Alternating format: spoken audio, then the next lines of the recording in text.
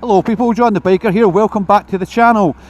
If you've been with us before, thanks very much for coming back, and if you're first time here, thanks very much for tuning in for the first time. Today I'm going to be doing another review on the Tiger Explorer, so if you want to hear what I've got to say about that, join me after the intro.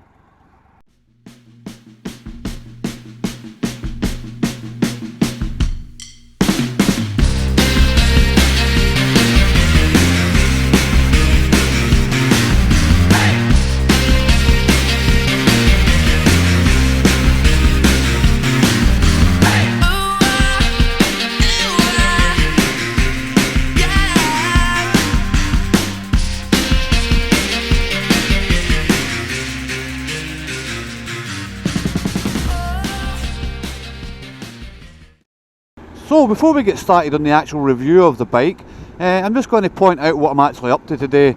This has been recorded in mid-February and we've actually got some mild weather today, so I'm going to take advantage of that and I'm going to go one of my favourite little routes that I go on. It's only about 50-60 miles from my house. It's a big loop.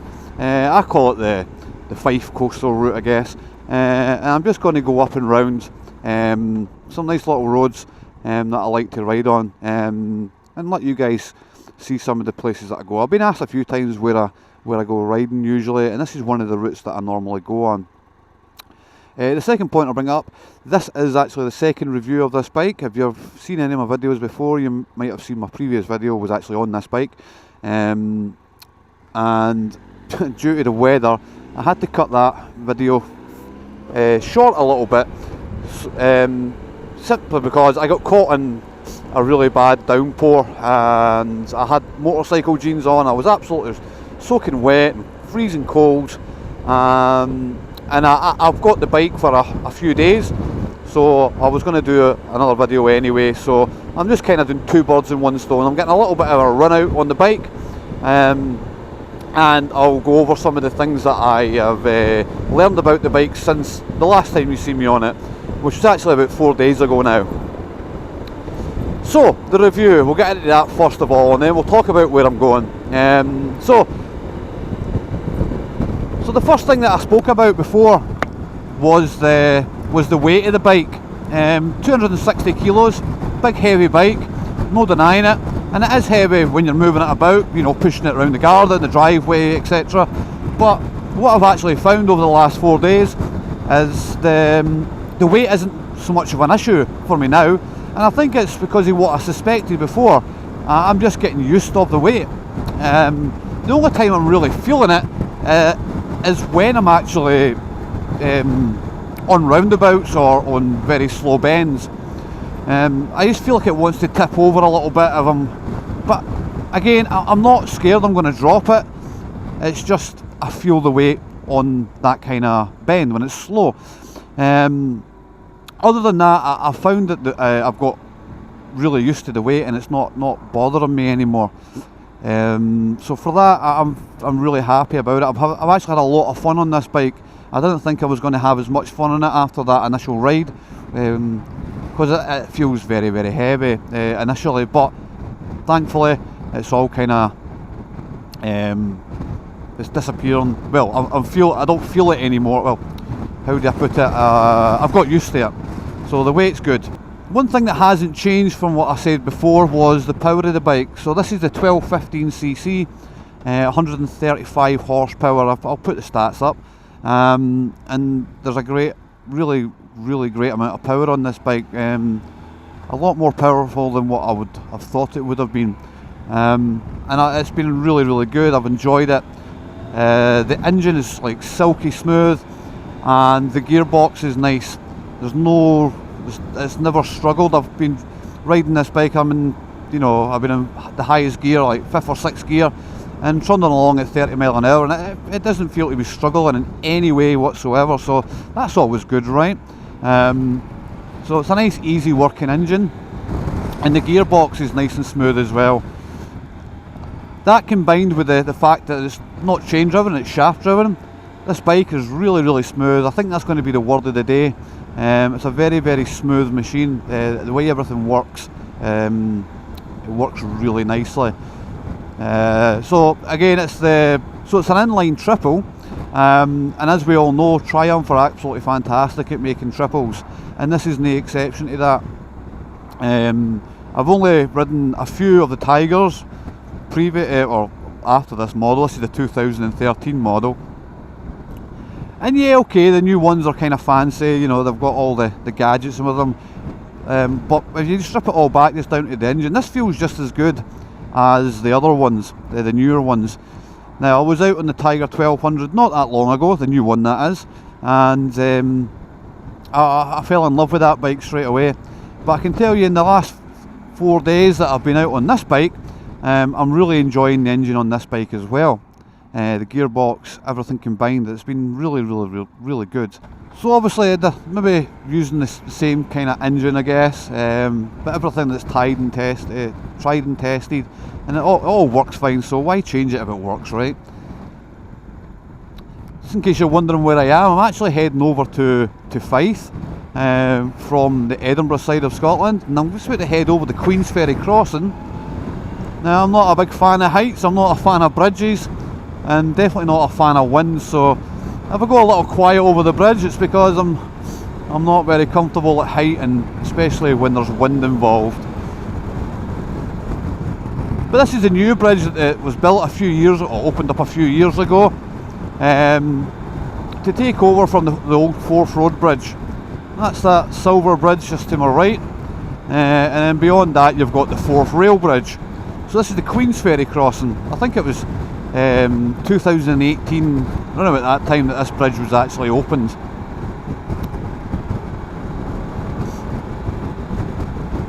I'm not a big fan of, or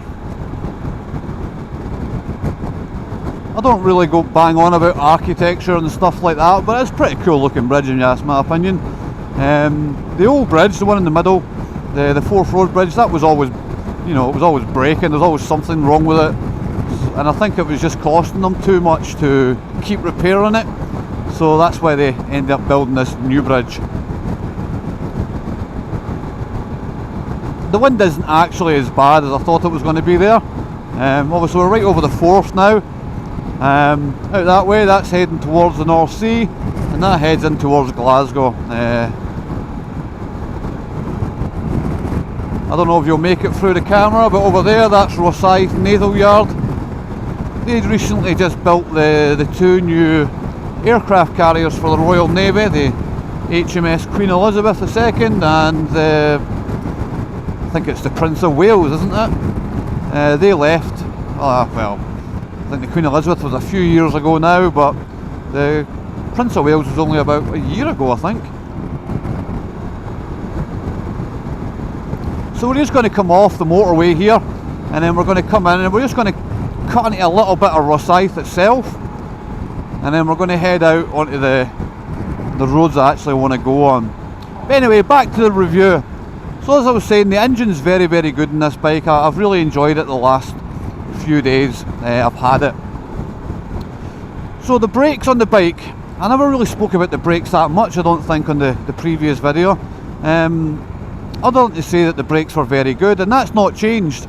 I really like the brakes, I trust the brakes on this bike, and I'm really particularly impressed with the rear brake. I mean, it's not front brake stopping power, but you know, it feels really solid. I think I actually said that it was probably the best rear brake of a bike I've been on, well, at least in a long time, and I can't really compare it against another bike with such a good back brake. I'm usually a bit, you know, meh about rear brakes. Sometimes you wonder what's the actual point of having that brake there. But on this bike you definitely feel it, and that comes down to I think it's because it's got the twin piston caliper on the back.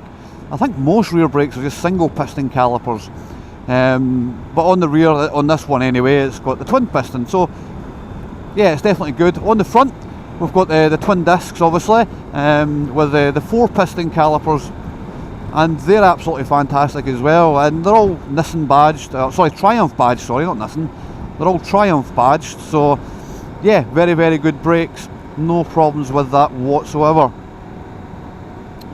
When I'm talking about the brakes, I may as well mention the levers as well. Obviously, that's how we operate the front brake, but the clutch lever on this bike, it's a little stiff, you know, it's a little heavy, but nothing to worry about. I have tried messing about with it to see if I can loosen it up a little bit, and I have managed a little bit, but you know, it's still a little bit stiff or heavy, whatever you want to call it.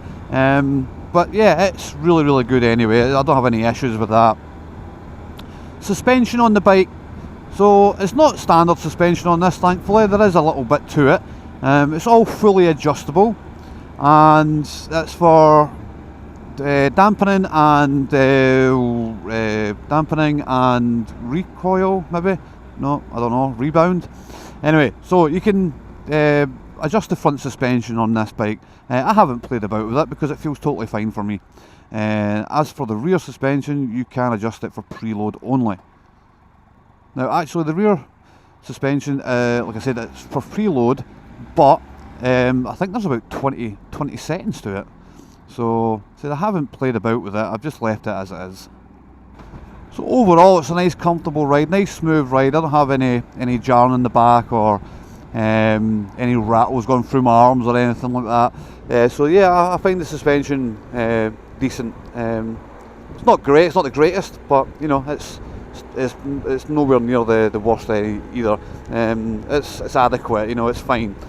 Talking about the ride comfort on the bike, other than the suspension, so the seat, this bike has a comfort seat, and that's doing its job fairly well as well. It's nice and comfortable. I think the longest I've been out in this bike now is probably maybe 2.5 hours, something like that, and I didn't get any numbness in my rear end from the seat, so the seat's nice and comfortable. Arm and leg position as well, for someone of my size and weight, I guess, has been very good as well. I'm 5'11", weigh about 85 kilos. I feel like my legs aren't you know, cramped up in any way. I got a lot of problems with my knees and my left shoulder, so I've not got any kind of discomfort through the knees or through the arms at all. I feel like my legs are kind of, you know, stretched out a little bit, but still tucked at the same time, which sounds a bit strange, but that's the only way I can describe it. As for the arm position, I feel like my hands are about shoulder width apart, probably a little further than my shoulders actually, and I've got a slight bend in my arm, which is making it, again, fairly comfortable. My back is nice and straight, so yeah, overall it's a very comfortable position to be in, and like I says, I've not had any jarring whatsoever going through my back. As for vibrations, there's no vibrations on the pegs other than what you would expect, but there seems to be a bit of vibrations in the handlebars, especially at higher speeds. I don't know what that is, maybe it's just needing some better bar ends, or I don't know, it's not terrible, but I can certainly feel it.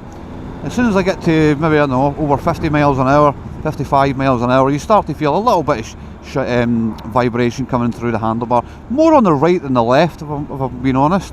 But that could be my imagination, I guess. But yeah, it's not too bad, but you know, it is there. So the bike handle on the road, taking all those things into consideration, what I've found is, or what I'm thinking now is, because of this extra weight on the bike, that might actually be a good thing in terms of the way it's, you know, stuck to the road. It feels very planted to the road. It feels like it's on rails sometimes, and that could be because of the weight, right? It's, you know, there's more getting pushed down. Maybe the weight's helping keeping it planted to the road. I don't know if I'm speaking stupid when I say that, but that's my initial thought on it. Because of that extra weight, I'm being planted to the road a little bit better. But yeah, overall, yeah, the comfort and handling of the bike is very good. So something that I found out on the first time I was out, it was weather protection. Now when it comes to wind protection on this bike, there's lots of it, and it works very, very well. As you can see, it's got this nice big touring screen on the bike, and it's got these little like winglets to the left and the right of the instrument panel, and obviously it's got a very big fairing around the tank as well, and that's keeping almost all of the wind off of me. I'm not really feeling anything at all. A little bit on my elbows, but that's because my elbows are sticking out, but I don't feel any wind on my body or on my head or shoulder or anything like that.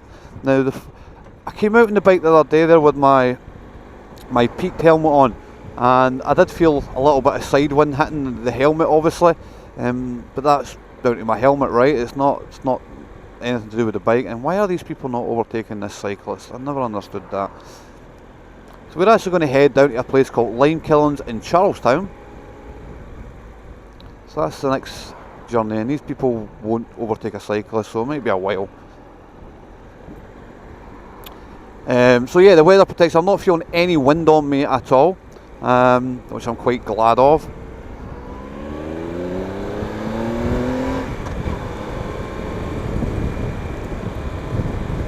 So I'm quite glad of that.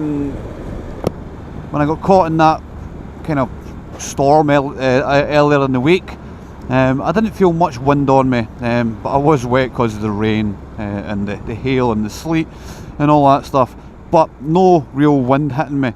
And as I just said a few minutes ago, I'm not a big fan of the wind hitting me, especially on the motorcycle going over bridges or whatever. It must be, yeah, it's time for school coming out. I've came down here at the wrong time, clearly. So yeah, lots and lots of weather protection, which is always good.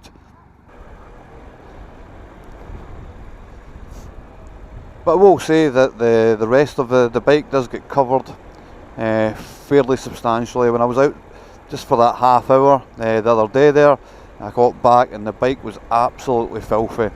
It was caught in all the little nooks and crannies all over the bike. Not very good at all.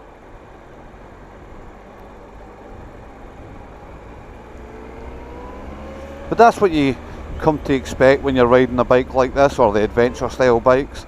It's all these little bits that get covered in the mud, and this is no different.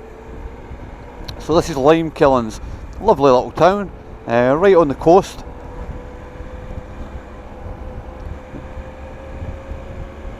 This is usually, we'll come along this road if we're, we've only got a couple of hours or an hour or so to kill before we have to go to work or whatever. Me and my wife, we'll come along this way fairly regularly. There's a nice little bar restaurant just up here on the right hand side, and we usually stop in there for something light to eat.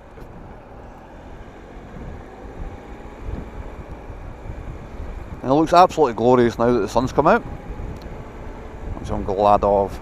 This is what I mean, I've not had a chance to get out that much obviously over the winter, with the weather and working all the time, so that's why I was taking the opportunity today to get myself out. So electronics on this bike, there's not a great deal to talk about other than the instrument panel. There's quite a bit of information on that panel, so it's got all your usual information. So it's got your speedo, your trip meter. It's got like 5 features on the trip meter, so it's got how much distance you'll get with your fuel, and different things, mile to the gallon, average mile to the gallon, average speed, things like that, and that's all kind of standard stuff. And it's got a fuel gauge, but it does have a temperature gauge on the display as well, and it actually has a gear indicator as well, and a clock. So that's like your basic information on the instrument panel itself.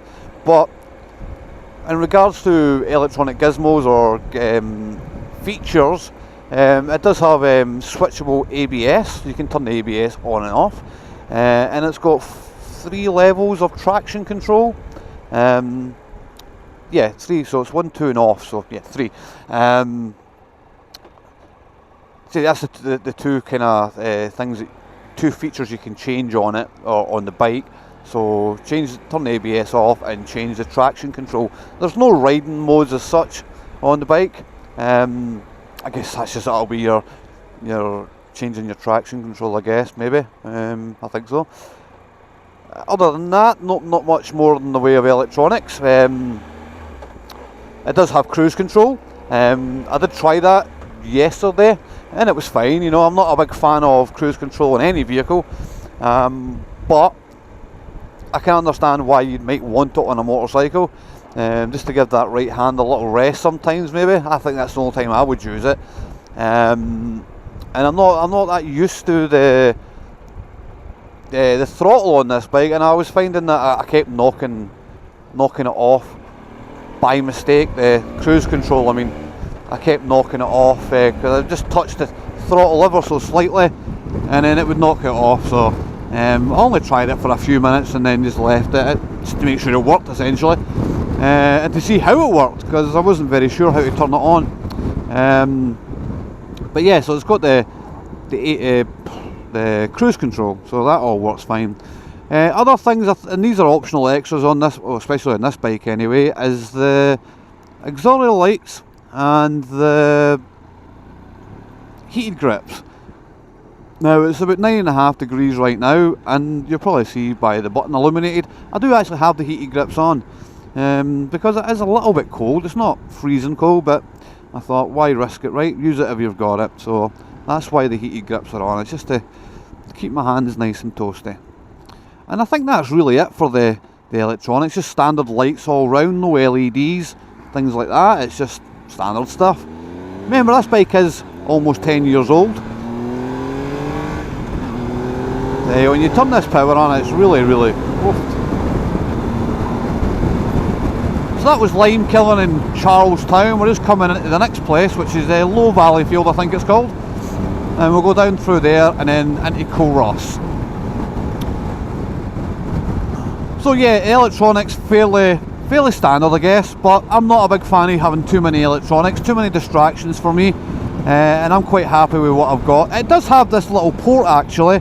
It's not a USB, it's I think it's a DIN or a Hella switch. I can't remember what they actually call it. It's just a little circular plug, and I didn't realise when I picked the bike up, the top box was sitting there, and I was opened the top. I heard something rattling about the top box, and it was this little switch, and it plugged into it. So I've got this powering my second camera. But yeah, that's it for electronics anyway, folks. Just to go over the switch gear on the right, we've got all our lights and information, and then we've got this scroll button to go through the different settings on the instrument panel, and there's a trigger at the back here to flash your headlight. On the right hand side, we've got our emergency engine cut-off switch, a starter switch, and the cruise control buttons. And that's really it. That's all the switches that are on it. The way I like it, nice and simple. So the fuel economy on this bike, I'm going to be honest, I don't think it's as good as some of the other bikes, like especially like the GS's. And that's what you're going to be comparing this to, right? The GS, or the 1200 GS, or the 1250 GS. I don't think it's got quite as good a fuel range. It's got a 20 litre tank on this one, or this model has a 20 litre tank at least. And you know, when I picked the bike up, it was just under full. It was literally maybe a bar under full.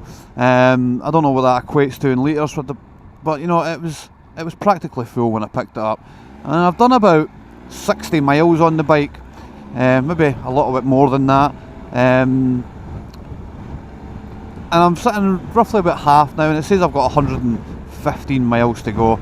So if you're taking that as an exact reading, you know, that's 175 miles. Now, when I looked in the manual, and obviously I read some reviews about the bike before I took it out, they were all saying that the bike averages anything between 150 and 200 miles. I did read a couple that were more than 200.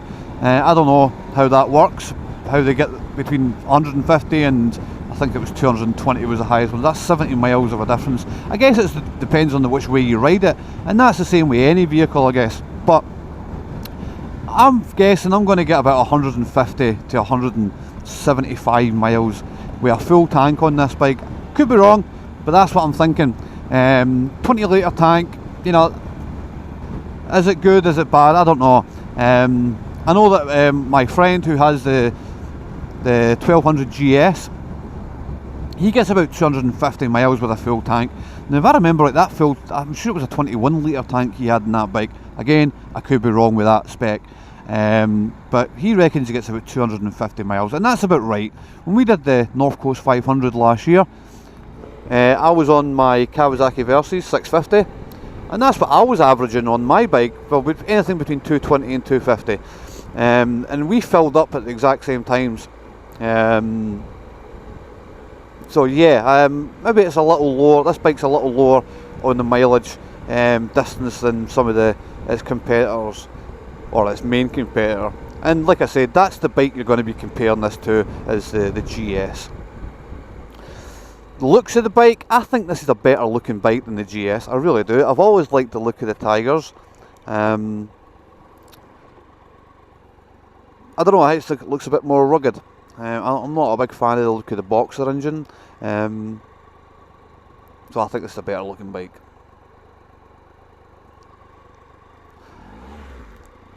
I think for the height of it, the width of it, I like the look of the fairing. That's got the nice little beak on the front as well. I just think the whole package works. Well, it works for me anyway. I like all these little added bits they've added onto the styling, with like the little winglets on the front of the bike. In case you wonder what I'm talking about winglets, I'm talking about these bits here. These wind deflectors. They're bouncing the wind up over my shoulders, I think. And then it's got a nice big screen on it. You know how sometimes when you have these bikes with these big screens, the big screen makes it look a little bit silly? Not on this. The screen looks like the right size for it. Incidentally folks, this screen is on the highest setting.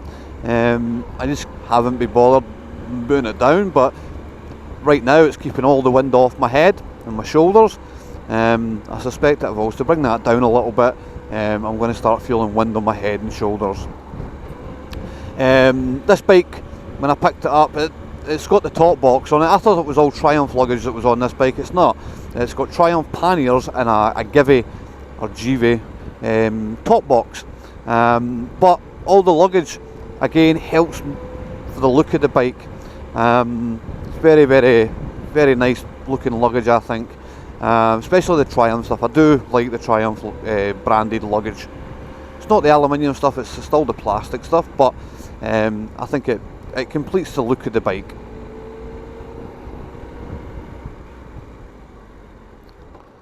So things worth mentioning before I sign off from the review. The mirrors. These mirrors are they're on what do you call them? Mirror extenders, I think they're called. And they're working absolutely brilliant. I've got a great view behind me. I'm not getting any vibrations or anything through the mirror, so they're working nice. So these hand grips, these do a fairly good job as well. They're keeping all the wind off my hands, and yeah, they're a little bit bashed and they're a little bit scraped here, but they just need a little bit of clean up. The whole bike just needs a clean, to be perfectly honest. But it runs really well, and that's the main thing, right? We can clean it.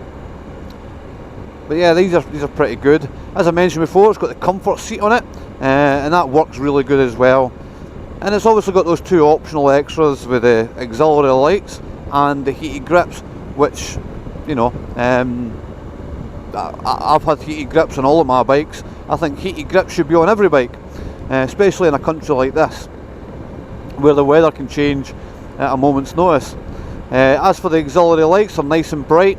I was travelling behind one of my friends. He was in his car the other night there, and I had them on, and he says that they were very, very bright. So that's what you're wanting. You're wanting, you know, the more chances of you being seen, the better, in my opinion. So if I've got auxiliary lights on any bike, I always leave them on, even in the daytime, because they tend to be a lot brighter than your daytime running light, and that's going to help people see me. And obviously we all want that. We don't want to get missed and get hit. Now, as I mentioned in the previous video, this bike is actually for sale at a shop near me. I know the owner fairly well, and he knew that I've been interested in this bike for quite some time, and he actually phoned me up and told me that the bike was coming in, and asked me if I wanted to borrow it for a few days, as he was going to be out he's going to be out of the country, he's away on holiday. So I said fantastic, so I went down, I picked it up, and initially I was only meant to have it for 2 days, and then he told me I could keep it for the week. But this bike is actually going to be for sale. And now, so one of the things you want to consider when it costs a living is how much does it cost. So this is a 2013 model, like I says, and it's done about, I think it's 27,000 miles. I thought it was 17 last week when I first went out. It's actually 27 something, so close to 30,000 miles. I've went through the service book on it, and it's had every service. It's got every service stamp on it, which is a good thing. It's also had the valve clearances done, and it's had something done to the head, the engine head. Apparently there was a recall on these bikes when they first came out, and it had to get like an upgraded cylinder head. It's also got the upgraded rear suspension as well. So it's been looked after, you know. It's had the work done to it, what needs done to it. So yeah, so coming up to 27,000 miles, and it's going for £6,000 or 5,995. So £6,000, and for that £6,000 you're getting a machine that's obviously full service history, but you're also getting the heated grips, the auxiliary lights, full luggage. It's got engine crash bars on it. It's got the bigger touring screen on it. So yeah, me personally, I think it's an absolutely fantastic deal. So £6,000. So that's what the bike's going to set you back. So the cost to tax it, so 1215cc, I'm sure it's £120 for your road tax over the year, or obviously people will pay it in a winner. But if you didn't want it, so that's going to work out about what, £12 a month. So yeah, 120, so £120 for your road tax. Now to insure it, now I did a quote on this, just based on obviously my no claims, etc. Now I've only been riding a couple of years, so the maximum I've got is 2 years no claims bonus, and I was getting quoted £265 for the year. There was a fairly high excess on that. To get the excess down to something that I would consider something around about £200-300 mark, so obviously I don't want to pay any excess, but to try and get the cost down, I was quoted something in the region of £420 to tax this. But remember, that's me who's only been riding 2 years, or got 2 full years no claims bonus, and wanting to keep the excess down as much as possible. So we can round that between £200 and £400 to insure a bike like this. So for a full service on this from Triumph would cost about £300. That's what I was quoted when I spoke to Triumph the other day there.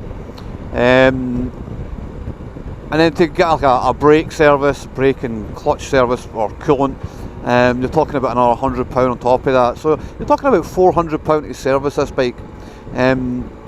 But if you're like me and you like to do things yourself, obviously, yeah, I know you don't get a service stamp, but let's face it, it's got every service stamp so far. It's got all the major work done to it, so I don't think I'd be paying £400 for every service. Maybe doing that maybe every second one, but to do it myself, I priced all the parts and it was going to cost me about £155. I don't know about you guys, but I'm quite happy to save myself £150 every time, or you know, £250. So yeah, depends on what way you want to do your servicing.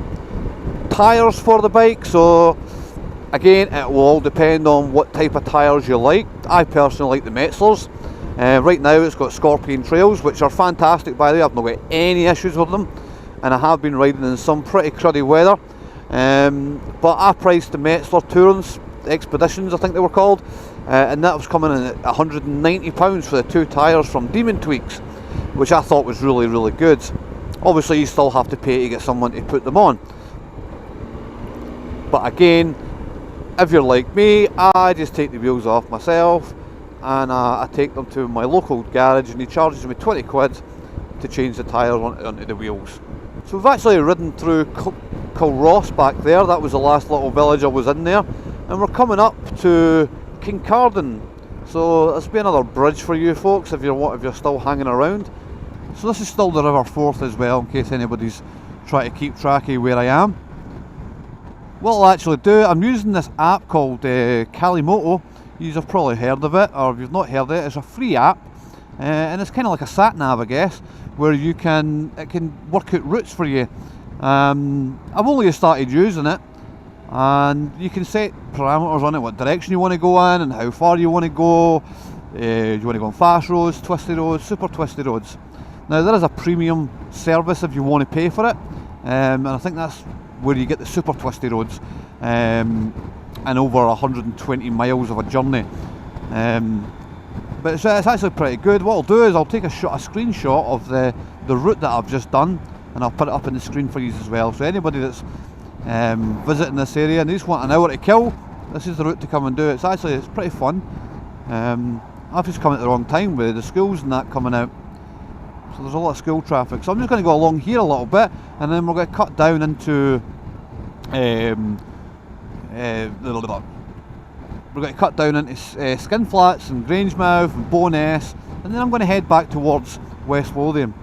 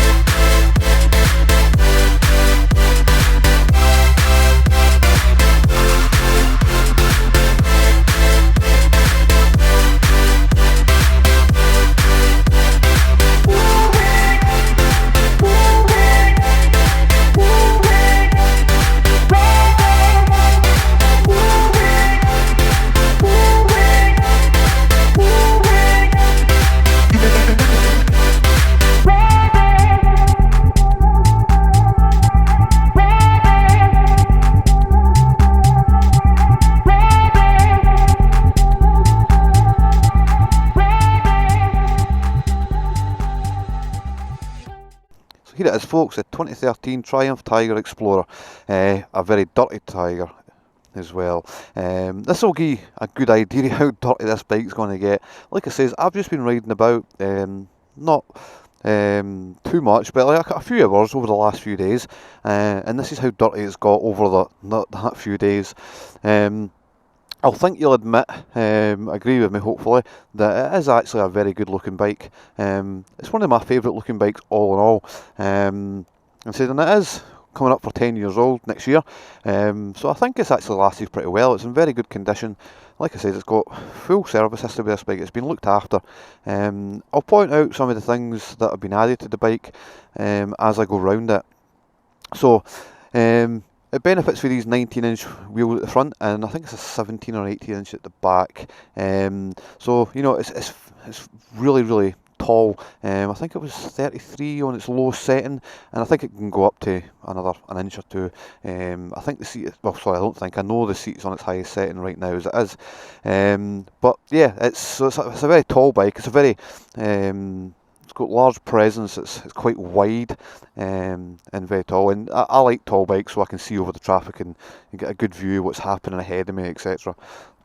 So here we go. This is the twin discs at the front with the 4-piston calipers and the fully adjustable shocks. Now I think I said the wrong thing earlier on. It is for dampening and recoil. I think it's not recoil. It's I'll put it up what it is. I can't remember what it is. And then it's got these nice engine bars in it as well, engine protection bars. There is other bars you can get that come right up over the top of it, that come up in front of in front of the shocks, I believe. But no, I prefer these engine guards as they are.